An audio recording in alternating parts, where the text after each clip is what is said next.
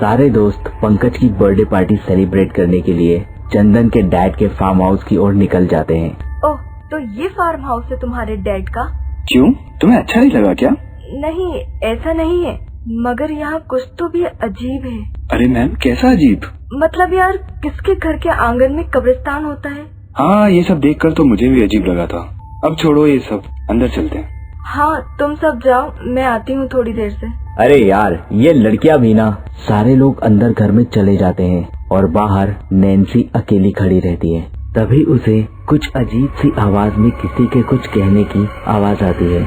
वो चुड़ैल नैन्सी से कहने लगती है, तुम लोगों ने बहुत अच्छा किया यहाँ आकर। ये सुनकर नैन्सी डर जाती है और डरते हुए कहने लगती है, कौन है यहाँ? तभी पंकज पीछे से आकर कहता है, अरे भाई, तुम्हारा अंदर आने का मूड भी है या नहीं? नैन्सी पंकज के साथ अंदर घर में जाकर कहती है, मैं सच कह रही हूँ, यहाँ कुछ तो भी गड़बड़ है, हमें वापस चलना चाहिए।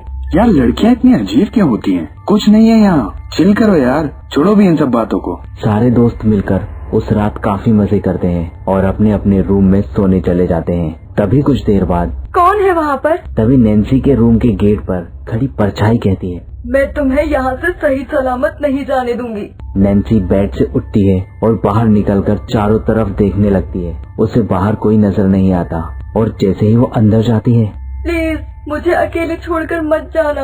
कौन है वहाँ? तुम सामने क्यों नहीं आती हो? क्यों परेशान कर रही हो मुझे?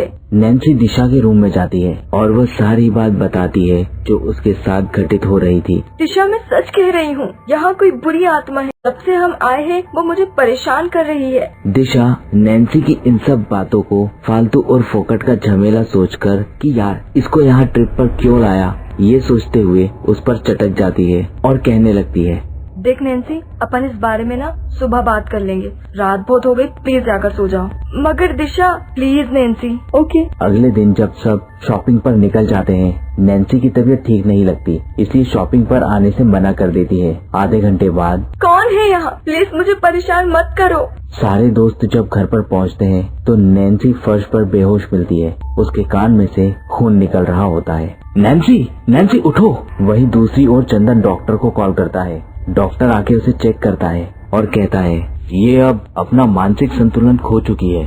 क्या?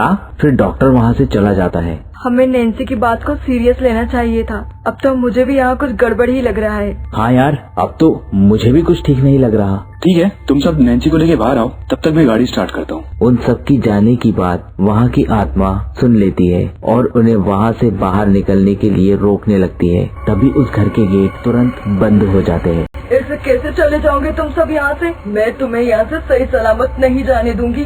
सभी उस चुड़ैल की आवाज सुनकर डर जाते हैं। तभी चंदन डरते हुए कहता है, कौन है यहाँ पर? देखो, हमें यहाँ से जाने दो, हम दोबारा कभी नहीं आएंगे। पंकज नैन्सी के पास रहता है। अचानक नैन्सी उठती है और पास में रखे टेबल से फ्लावर पॉट उठा के पंकज के सिर पे मार देती है। दिशा चंदन ये देख बहुत डर जाते हैं और जैसे ही वहाँ से भागने की कोशिश करने लगते हैं, दिशा गेट के पास खड़ी रहती है। चंदन कोने में रखे हथौड़े को उठा लेता है और गेट की कुंडी को तोड़ देता है। ये दोनों सीधा गाड़ी की ओर भागने लगते हैं। ये गाड़ी को अचानक क्या हो गया?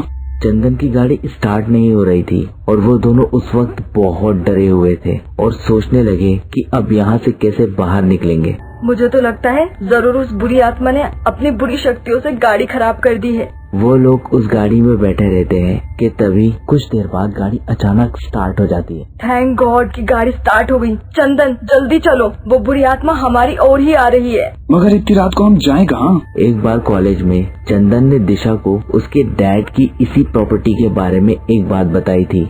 तभी दिशा चंदन से कहती है, याद है तुम्ही ने एक बार बताया था यहाँ आसपास कोई चर्च है? अरे हाँ, हमें वहाँ चलना चाहिए। हाँ, तुम बिल्कुल ठीक कहती हो। ये दोनों चर्च में पहुँचते हैं। फादर, हमारी जान बचा लीजिए, हमारी जान खतरे में है। वो बुरी आत्मा हमें यहाँ से जिंदा नहीं जाने देगी। जानता हूँ, और अभी तुम लोग महफूज नहीं हो। वो देखो गेट के बाहर। ये क्या? ये तो हमारा पीछा करते हुए यहाँ तक ही पहुँच गई। अब क्या? हम यहाँ से बाहर कैसे जाएंगे? दिशा बहुत परेशान हो जाती है और उसे लगता है कि वो अब भी शायद यहाँ से जिंदा घर वापस नहीं जा पाएगी। ये सोचते हुए वो बहुत रोने लगती है। तभी फादर उससे कहते हैं, डरो नहीं, सब ठीक हो जाएगा।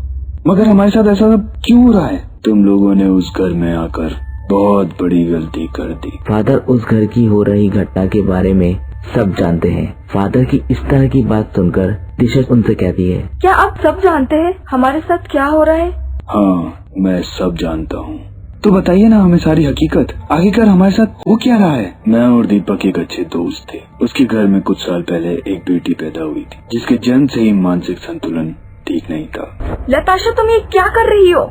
लताशा अपने घर में रखी सारी चीजें धीरे धीरे करके तोड़ने लगती है। अजी, इसकी हरकत तो दिन पर दिन बढ़ती ही जा रही है। अब तो मुझे भी इससे डर लगने लगा है, कहीं ये गलती से किसी को मार वार न डाले। अरे मीनाक्षी, तुम डरो नहीं। मैं एक हफ्ते के लिए ऑफिस के काम से बाहर जा रहा हूँ। वहाँ से आने के बाद हम इसका इलाज किसी अच्छे डॉक्टर से करवाएंगे। जी ठीक है। लताशा उसके घर की नौकरानी की साड़ी में आग लगा देती है। ये क्या किया तुमने? मीनाक्षी तुरंत एम्बुलेंस को कॉल करती है और उस नौकरानी को तुरंत हॉस्पिटल ले जाया जाता है।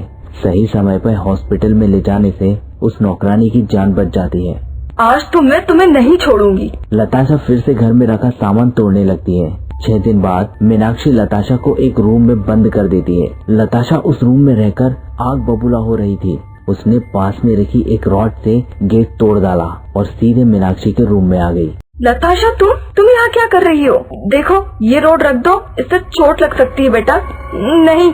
उसी रॉड से लताशा ने अपनी माँ को भी मार डाला। जब दीपक घर आता है तो मीनाक्षी कहाँ हो तुम? जब दीपक रूम में जाता है तो देखता है वो जख्मी हालत में बेड पे पड़ी है। मीनाक्षी उठो, देखो मैं आ गया हूँ। मीनाक्षी मर चुकी थी। ये तुमने किया ना? अपनी माँ को ही मार डाला। दीपक मन ही मन सोचता है, अगर मैंने इसे जिंदा छोड़ दिया तो ये ना जाने और कितनों का कत्ल कर देंगी। मेरा इसको जिंदा रखना ठीक नहीं, मुझे ये करना ही होगा। लताशा अपनी बुरी शक्तियों से लोगों का मानसिक संतुलन बिगाड़ देती है, मगर उसके मॉम डैड उस इंसान की जान नहीं जाने देते। ये तो अंकल आंटी के साथ बहुत ही बुरा हुआ और उस नौकरानी के साथ भी, मगर अब हमें यहाँ से क्या करना चाहिए? तुम लोग पहले ये तस्वीर अपने गले में डाल लो। ठीक है फादर। उसके बाद ये पवित्र जल ले जाओ और 2-3 बजे के बीच उस कबर पर छिड़क देना, फिर वो बुरी आत्मा हमेशा के लिए मुक्ति पाले। जी फादर। ये दोनों तुरंत उस कब्र के पास जाते हैं और उस कब्र पर वो पवित्र जल छिड़कने ही लगते हैं कि अचानक वो बुरी आत्मा उन पर हमला करने लगती है, मगर उनके पास नहीं आ पाती, फादर के दिए हुए ताबीज की वजह से। दिशा, तुम उस बुरी आत्मा पे ध्यान मत दो, जल्दी से पानी छिड़को। दिशा कब्र पर वो पानी छिड़क देती है, जिससे उन दोनों की जान बच जाती है और उस बुरी आत्मा को भी मुक्ति मिल जाती है।